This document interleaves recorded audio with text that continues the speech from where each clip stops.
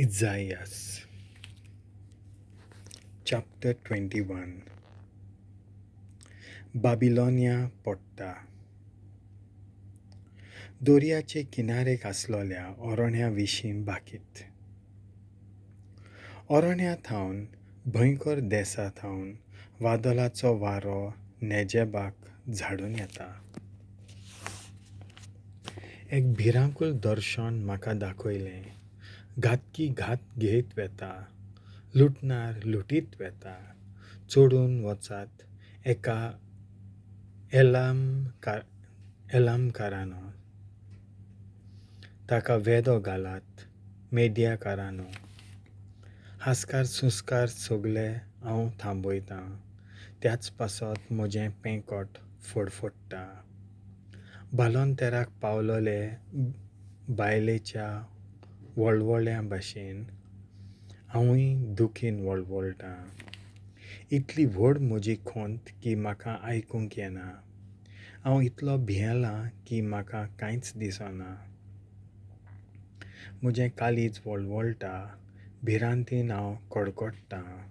आशेल्ली म्हजी तिनसाण जाल्ल्या म्हाका भयकारण.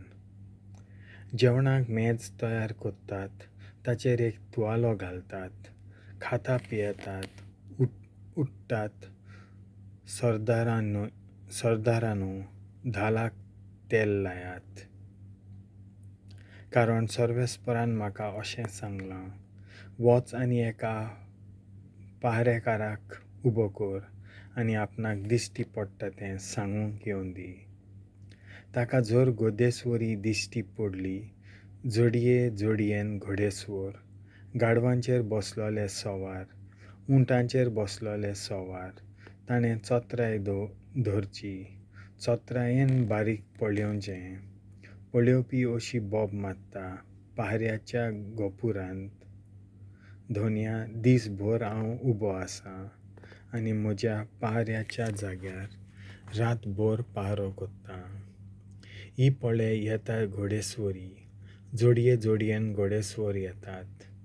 म्हजे लागीं तें उलयलें. तांणी म्हणलें, पडली रे पडली बाबिलोनिया आनी तिच्या देवांच्यो सगल्यो मुर्ती धर्मीर शेवट्योन पडल्यो.